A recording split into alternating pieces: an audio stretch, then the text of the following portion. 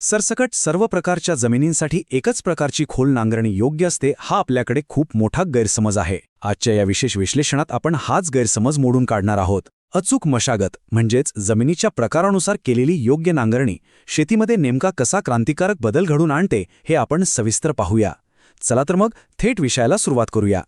आता एक अगदी मूलभूत प्रश्न पडतो. खोल नांगरणी नेमकी किती वेळा करावी? हा प्रश्न खरं तर जेवढी जास्त नांगरणी तेवढा जास्त फायदा या आपल्या जुन्या समजाला थेट आव्हान देतो. आणि इथूनच मातीच्या मशागतीकडे बघण्याचा एक पूर्णपणे नवा शास्त्रशुद्ध दृष्टिकोन सुरू होतो. पुढील काही मिनिटात आपण या विषयाच्या अगदी मुळाशी जाणार आहोत. आपण अचूक नांगरणीची मूळ संकल्पना, काळ्या आणि जड मातीचं व्यवस्थापन, हलक्या जमिनीची विशेष काळजी, तसंच मुरमाड आणि लाल जमिनीचं अचूक नियोजन कसं करायचं हे पाहणार आहोत. याशिवाय पिकांना होणारे प्रत्यक्ष फायदे आणि शेवटी यशाचे ते 7 सुवर्ण नियमही आपण उलगडणार आहोत.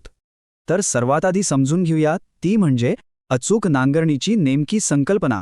बघा, खोल नांगरणी म्हणजे नुसता ट्रॅक्टर लावून मातीची उलथापालथ करणं नक्कीच नाही बरं का. ही एक प्रकारे जमिनीची अचूक बांधणी आहे.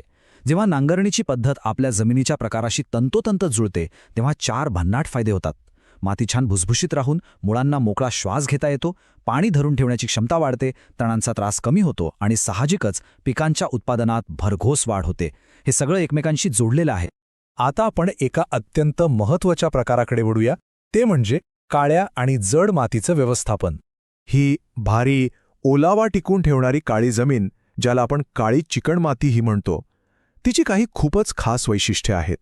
मुळातच तिची पाणी धरून ठेवण्याची क्षमता अफाट असते. पण अडचण अशी आहे की ती ओली झाल्यावर प्रचंड चिकट होते आणि उन्हाळ्यात तिला अक्षरशः खोल भेगा पडतात. वेळ गेल्यावर ती घट्टही होते. म्हणूनच पावसाळ्यापूर्वी, विशेषतः एप्रिल आणि मे महिन्याच्या कडक उन्हाळ्यात या जमिनीत योग्य मशागत करणं अत्यंत गरजेचं असतं. आता यातली सर्वात रंजक गोष्ट सांगतो.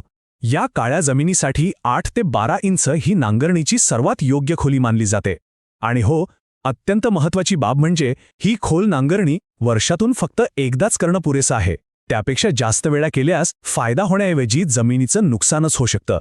पण थांबा, काळ्या जमिनीचा नैसर्गिक दर्जा टिकवून ठेवायचा असेल तर नांगरणी इतक्याच काही चुका टाळणंही महत्त्वाचं आहे.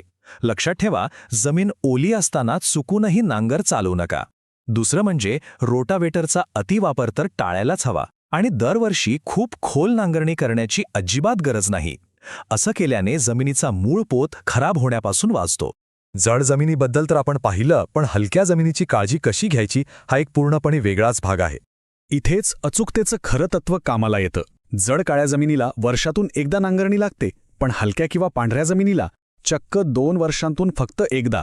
जर आपण हलक्या जमिनीत वारंवार नांगरणी केली तर त्यातला आधीच कमी असलेला ओलावा पार नष्ट होतो आणि सुपीक माती वाऱ्यासोबत उडून जाण्याचा फार मोठा धोका निर्माण होतो. त्यामुळे इथे विशेष सावधगिरी बाळगणं आवश्यक आहे. कारण कसे, हलक्या जमिनीत पाणी अत्यंत वेगाने खाली मुरतं. ती मुळातच नैसर्गिकरित्या हलकी असते. त्यामुळे पहिल्या पावसाच्या आधी उन्हाळ्याच्या सुरुवातीला फक्त 6 ते 8 इंचांची वरवरची नांगरणी पुरेशी ठरते. याने फक्त वरचा कडक झालेला थर फुटतो, मुळांपर्यंत आवश्यक हवा पोचते आणि पावसाचं पाणी जमिनीत साठायला थोडी जास्त मदत होते. बस एवढंच. आता वळूया तिसऱ्या महत्त्वाच्या प्रकाराकडे. मुरमाड आणि लाल जमिनीचं अचूक नियोजन कसं करायचं ते पाहूया. मुरमाड जमिनीच्या बाबतीत एक मोठं आव्हान असतं, ते म्हणजे जमिनीखालील दगडांचा आणि मुरमाचा थर. येथे सर्वात कळीचा मुद्दा म्हणजे जमिनीत हार्ड पॅन आहे का हे शोधणं. हार्ड पॅन म्हणजे मातीचा असा घट्ट आणि कडक थर जो पाणी आणि मुळांना खाली जाण्यापासून चक्क रोखून धरतो. जर असा थर असेल तर तो फोडण्यासाठी 12 ते 18 इंच खोलीवर चालणाऱ्या सबसॉइलर सारख्या विशेष उपकरणाचीच गरज पडते. पण जर हार्ड पॅन नसेल तर मे महिन्यामध्ये नेहमीची 8 ते 10 इंचांची नांगरणी अतिशय उत्तम काम करते. मुरमाड जमिनीचा आणखी एक प्रश्न म्हणजे ती लवकर कोरडी पडते आणि वरचा थर लगेच कडक होतो. म्हणूनच जर तुम्हाला भुईमूग, बाजरी किंवा डाळीवर्गीय पिकांचं चांगलं उत्पादन घ्यायचं असेल तर काही खास गोष्टी कराव्याच लागतात. शेणखताचा भरपूर वापर, हिरवळीच्या खतांचा तंत्रशुद्ध वापर आणि हो, पिकांचे उरलेले अवशेष कधीही न जाळणं. थोडक्यात सांगायचं तर जमिनीतील सेंद्रिय पदार्थांचं प्रमाण सक्रियपणे वाढवणं इथे अत्यंत गरजेचं असतं. लाल जमिनीचा विचार केला तर तिथेही अशीच सावधगिरी बाळगावी लागते. एप्रिल आणि मे महिन्यात 2 वर्षांतून एकदाच 6 ते 9 इंच खोलीवर नांगरणी करावी आणि ओलावा टिकवून ठेवण्यासाठी जमिनीचं आरोग्य उत्तम राखण्यासाठी सेंद्रिय खतांची भरघोस जोड देणं इथे अगदी अनिवार्य ठरतं.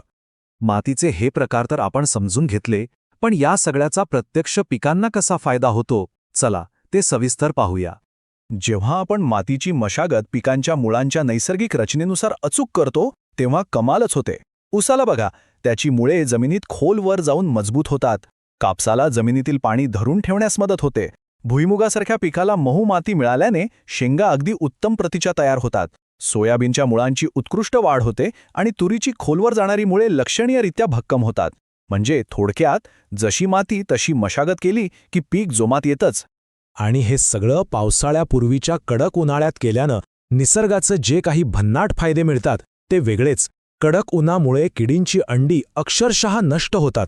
जमिनीतील खोलवरच्या तणांच्या बिया पृष्ठभागावर येऊन मरतात.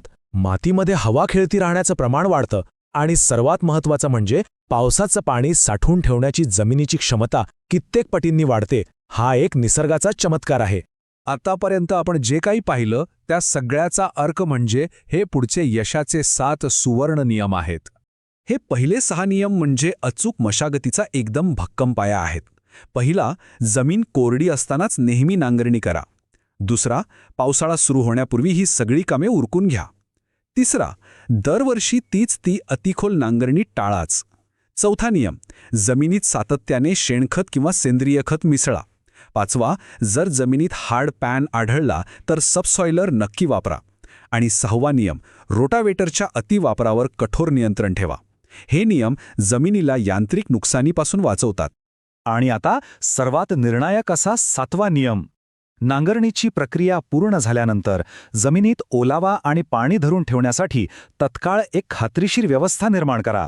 कारण एकदा का आपण जमीन मोकळी केली की तिने शोषून घेतलेला ओलावा टिकून राहणं हेच मशागतीचं खरं यश असतं. तर या संपूर्ण विश्लेषणाचा मुख्य गाभा अतिशय सोपा आणि स्पष्ट आहे. भारी काळी जमीन आणि मुरमाड जमिनीला वर्षातून फक्त 1 वेळा नांगरणी करा, तर हलकी, पांढरी आणि लाल जमिनीला 2 वर्षातून एकदाच नांगरणीची गरज असते. थोडक्यात जमिनीचा प्रकार ओळखा आणि मशागतीची वारंवारता अचूक ठरवा. हे सूत्र पाळलं तर उत्पादनात वाढ नक्कीच आहे. आता शेवटी विचार करण्यासारखी गोष्ट ही आहे की भविष्यात शेती करताना आपण मातीला एकाच जुन्या साच्यात अडकवून ठेवणार की तिच्या गरजेनुसार अचूक वेळ आणि खोली साधून तिचं संवर्धन करणार. जमिनीच्या आत दडलेले हे अद्वितीय गुणधर्म समजून घेतले तर नक्कीच शेतीचं एक अधिक समृद्ध आणि उत्पादक भविष्य आपली वाट पाहत आहे. निर्णय आपला आहे.